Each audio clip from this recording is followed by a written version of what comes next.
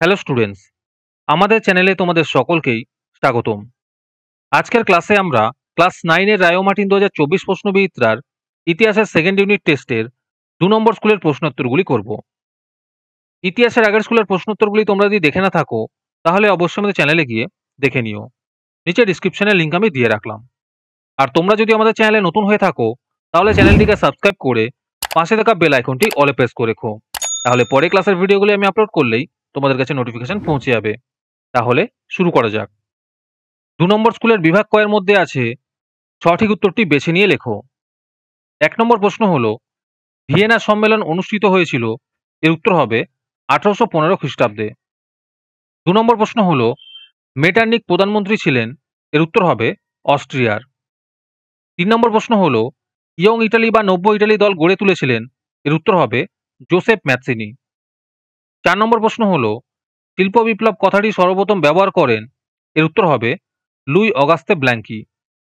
5 নম্বর প্রশ্ন হলো শিল্প বিপ্লব সর্বপ্রথম শুরু হয়, এর উত্তর হবে ইংল্যান্ডে। 6 নম্বর প্রশ্ন হলো ওয়াটার ফ্রেম আবিষ্কার করেন, এর উত্তর হবে রিচার্ড আর্ট। 6 নম্বর প্রশ্ন হলো ওয়াটার ফ্রেম আবিষ্কার করেন, এর উত্তর হবে রিচার্ড আর্করাইট। 7 নম্বর প্রশ্ন হলো এপ্রিল থিসিসের প্রবক্তা হলেন, এর উত্তর হবে লেনিন। 8 নম্বর প্রশ্ন হলো মেইন ক্যাম্পের রচয়িতা হলেন, এর উত্তর হবে হিটলার। তারপরে বিভাগ ক্ষয়ের মধ্যে আছে একটি বাক্যে উত্তর দাও। 1 নম্বর প্রশ্ন হলো জুলাই বিপ্লবের মধ্যে দিয়ে কে ফ্রান্সের সিংহাসনে বসেন, এর উত্তর হবে লুই ফিলিপ। 2 নম্বর প্রশ্ন হলো দাস ক্যাপিটাল গ্রন্থের রচয়িতা কে, এর উত্তর হবে কার্ল মার্কস। 3 নম্বর প্রশ্ন হলো সোভিয়েত পার্লামেন্টের নাম কি, এর উত্তর হবে দুমা। তারপরে আছে সত্য বা মিথ্যা নির্ণয় করো। 1 নম্বর প্রশ্ন হলো হেটারিয়া ফিলিকে গ্রিসের একটি গুপ্ত সমিতি, এটি সত্য হবে। 2 নম্বর প্রশ্ন হলো শিল্প বিপ্লবের ফলে নতুন শহর গড়ে ওঠে, এটি সত্য হবে। 3 নম্বর প্রশ্ন হলো মার্কিন রাষ্ট্রপতি উইড্রো উইলসন 14 দফা নীতি ঘোষণা করেছিলেন, এটি সত্য হবে।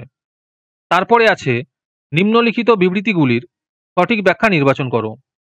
1 নম্বর বিবৃতি হলো ফ্রান্সে দেরিতে শিল্পায়ন ঘটেছিল, এর উত্তর বা ব্যাখ্যা 3, ফ্রান্সের রাজনৈতিক অবস্থা অস্থির ছিল।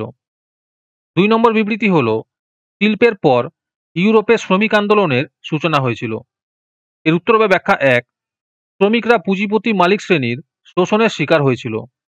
তোমাদের মধ্যে থেকে যে কোনো 10 জন আজকের ক্লাসের পিডিএফটি ফ্রিতে পেতে পারো। তার জন্য তোমাদের এই ভিডিওতে লাইক, সাবস্ক্রাইব এবং একটি সুন্দর কমেন্ট করতে হবে।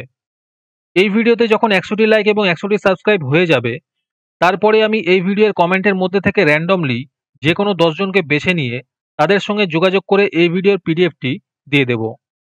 আর যারা আগে থেকেই আমাদের চ্যানেলটি সাবস্ক্রাইব করে রেখেছো তারা শুধু লাইক এবং কমেন্ট করলেই হবে।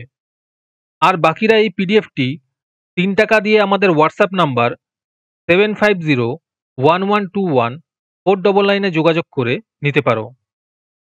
এরপরে বিভাগ গয়ের মধ্যে আছে 2টি বা 3টি বাক্যে যে কোনো 4টি প্রশ্নের উত্তর দাও।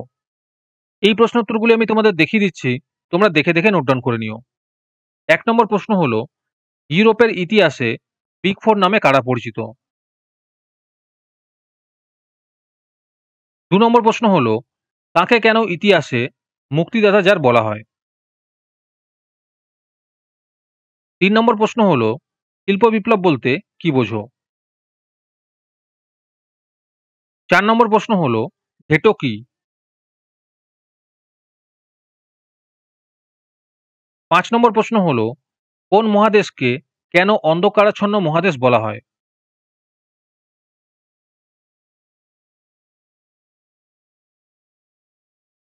6 নম্বর প্রশ্ন হলো রুশীকরণ নীতি বলতে কি বোঝো।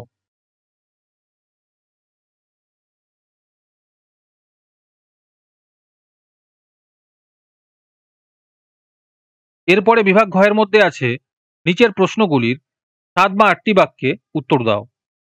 1 নম্বর প্রশ্ন হলো এইমস টেলিগ্রাম কি।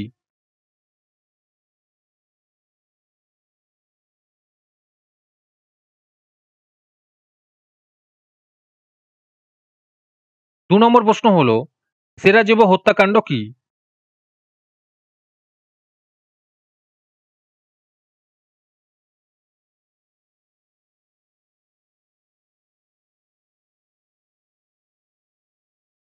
3 নম্বর প্রশ্ন হলো 1929 খ্রিস্টাব্দের মহামন্দার কারণগুলি কি ছিল?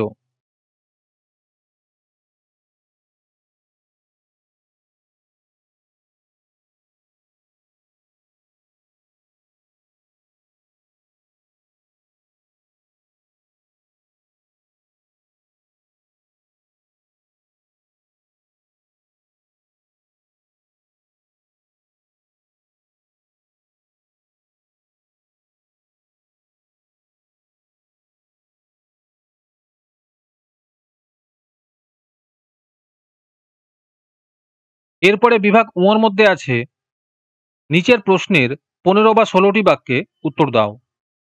1 নম্বর প্রশ্ন হলো ক্রিমিয়ার যুদ্ধের ফলাফল সম্পর্কে আলোচনা করো।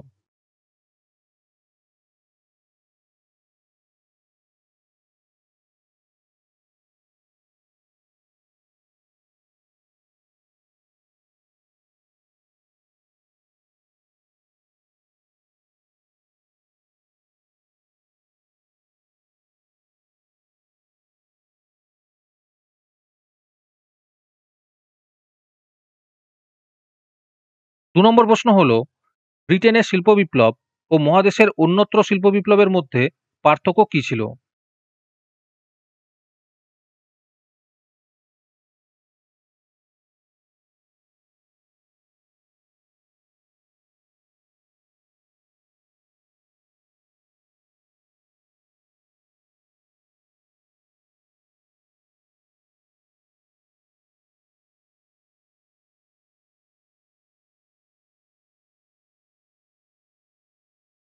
3 নম্বর প্রশ্ন হলো ইটালিতে ফ্যাসিবাদ শক্তির উত্থান আলোচনা করো।